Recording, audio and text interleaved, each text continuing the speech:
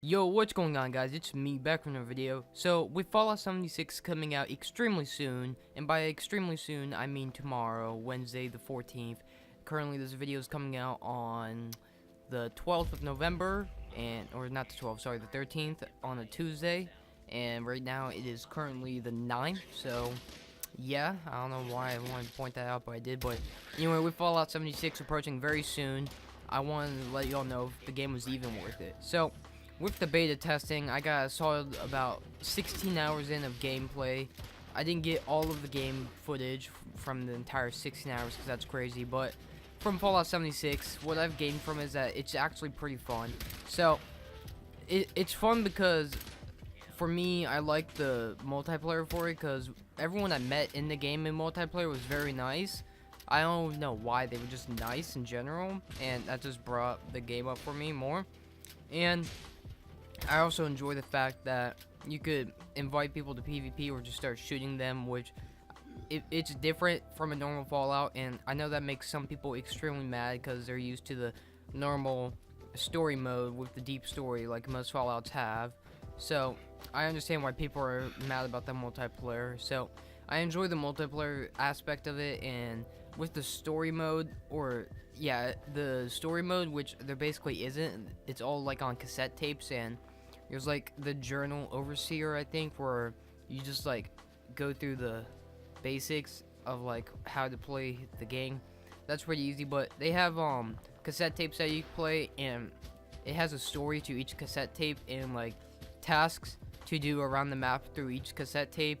Like one of the cool ones I did, I think, was called like firing squad, or not firing squad, like it was firefighters, where all you had to do was do a physical. I know, weird, right? A physical, then you go into a little mountain, hit a beacon, then come back and you got power armor and a cool outfit and gas mask. So that was pretty cool, and that's basically how the story mode works in this game. It's all on cassette tapes, and it's individual stories. It's almost kind of in a way like Battlefield's battle stories, I think they're called, or war stories, where it's just a bunch of different perspectives of people, but the difference is that the people are most likely dead and you're just discovering things. Now, one complaint I do have is that most of them is that they're not too deep. They're not even that like interesting. Sometimes it's just like a small like 20-minute go do this, and most of the times you probably won't pay attention to the like story of the cassette. But I kind of enjoy what they did there, making it where you can play by yourself, as I did in all of the game footage I have. I was playing by myself and I had fun. Surprisingly, know that some people are playing by themselves and said they didn't have fun, but when I was with friends, it was also even more fun. We were doing story modes or quests on the little cassettes, and it's pretty fun doing it. And going on to more of the game, I don't even know why I said that, but yeah, basically the cassettes, they're an interesting move from the story, and they kind of work. I think they work for me. Some people they won't. Then there's no NPCs in the game, like human NPCs you could talk to, like in all the other games. So I'm not exactly sure how much I feel on that. I feel like they should have included it, and they could have had some for a story. Like, I feel like they could have made a story for this game and still had like a good like multiplayer with it. I just feel like it's just a lack of Fallout, and they just want to push out a game and get more money fast. But it is what it is. Now, another thing I like with this is that if you don't know, I'm playing on the PC, and I don't have the greatest PC specs wise. I have an i5 and a 1060, which is still pretty good, and I'm grateful that I have it. But this game could run on it pretty good, like pretty fine. As you can see, I have all settings high in this gameplay, I believe, except for like the water texture, which I think was low, and it looks fine, it runs fine.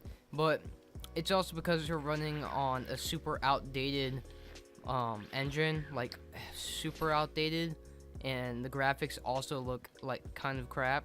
But I could get past the graphics. It is what it is, and I honestly feel like the outdated engine makes it easier on my PC to run, so I'm cool with it. So that's one thing I also enjoy about the game, how you should be able to run it on your PC even if you don't have that high tier of a PC. So that's pretty cool. Another thing is that the map is extremely big. Now, you're gonna have to explore everywhere. Like, you can't just fast travel, you have to explore.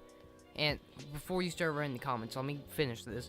You have to actually explore each location, then you can fast travel for like some amount caps. And tip, if you're trying to go from the bottom of the map to the top, fast travel to Vault 76 as it's free, then travel to wherever you need to go as it will be cheaper. So fun fact. So that's what's happening, but it makes it where you have to explore the game. And I like the different biomes of it. There's like what you see now, the rain and the forest, which is all nice. You have like desert areas that almost look like Yellowstone Park to me for some reason. You have over by the I think it's a volcano or the mountains that are like on fire and burnt, really burnt.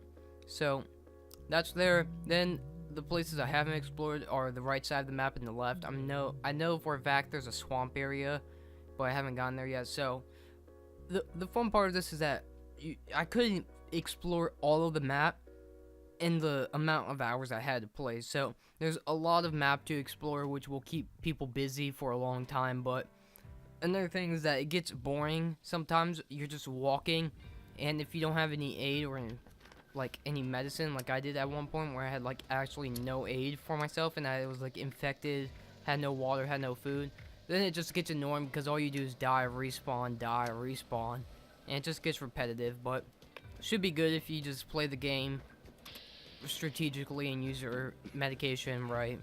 So that's a good little thing I like about the game. I also like the vast locations of it. Like you have the giant wheel. I forget what they call them, but it's just basically a giant wheel. You have where I am now, which is a water park, and the water park I actually found pretty interesting. You have mini towns, like it's an actual place, and it's cool just exploring it after like the nukes fall. So that's pretty cool. Another thing is that some of the enemies, when you first get the game, the enemies are gonna be a cakewalk getting through them. Like even if you can see in this gameplay, most of the enemies are just pretty easy to kill. But I'm glad they actually put challenge into them, because I'm not sure if it's in this video, but there's a point where I'm in this place where like I forget what they are, but they were like level 20s and they just mess your day up. So I'm glad they actually put like high difficult or high level enemies, which make the game harder.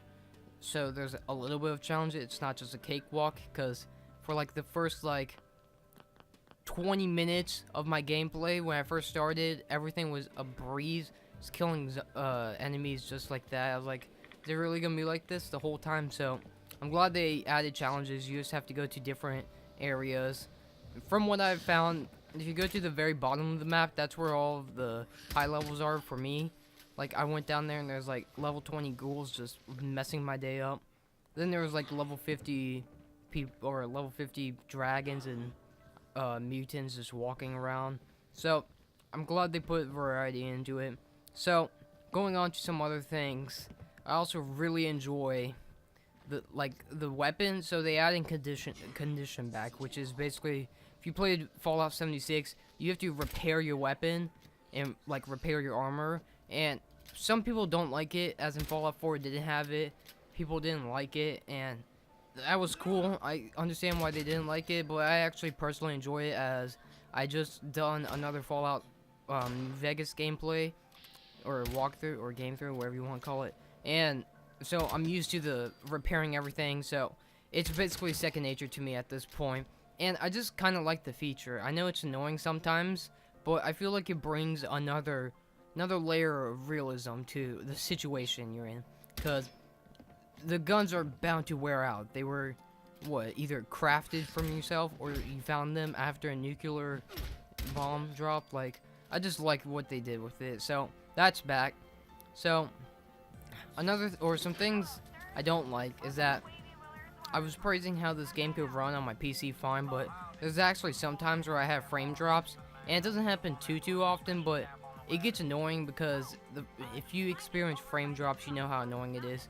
So that's one thing I just don't like. I don't know even why I'm pointing out, because I guarantee it's only on my PC because the specs and all of it. So that's there. Another thing I don't like is that, as you just saw a couple minutes ago, that ghoul was inside of that door that's not openable. So there's a lot of glitches in the game, which I understand it's a beta. They're gonna experience glitches. They gotta find it. Now, I've also heard people saying it's the full game. The beta is not even the beta. They just want to give you the full game. and they're just using the server, so glitches can't be a thing. But every game has glitches at launch, so I feel like the beta is just a way for them to test the servers and see like, oh, we gotta fix this. So yeah, so that's basically all I really don't like about the game. There's not too much I don't like. I know a lot of people don't like it that much. I can see why, because they're probably more likely supposed to be whatchamacallit, the story mode. I'm so sorry. They're so used to the story mode, as every Fallout prior has been just story driven, and the stories are usually good. And something I understand is that they're saying that Bethesda just made a new Fallout game that looks exactly like Fallout 4, which it does. It used like some minor new details and just rushed it to get a new game out and get money. And I see that in a little ways, because I feel like they could improve on this game way more if they had like a year or two more to work on it. So I can agree with people on that it's a rushed game and it could have been better, but I still enjoy the game personally. Sorry if you don't, but yeah, that's basically it for my Fallout experience. I got the Tricentennial Edition, if you're wondering too, which gives me free in-game things. I'm not even sure how I got or how to get them, so in case you wanted to know. So it's basically all my opinions on all of it. So back to what the video is called. If you want to know if it's worth it, I would say don't go for any other edition than the normal, which is just the $60, because I feel like anything higher than $60 just isn't worth it. As like for Fallout 4, if you paid $60 for extra stuff, it would have been worth it. Or Fallout New Vegas or any of the other ones. This one, I just don't feel like it's worth it. Anyway, sorry, my computer messed up. So where was I? I don't feel like any game any price tag higher than 60 is worth it, as the game isn't like a normal Fallout game. The story is basically just like a bunch of stories they made in like a couple days thrown together into one, and the multiplayer is fun, but it's not worth $60 like I said with Black Ops 4. So yeah, that's basically it. I feel like the game is worth it, just not worth more than $60. So anyway, if you enjoyed the video, you want to leave a like, comment, subscribe, that'd be very, very nice of you. I'd be very grateful for it. So yeah, that's been it, YouTube. I hope you've had a great day. Hope you enjoyed the video. I will see you next time. Goodbye.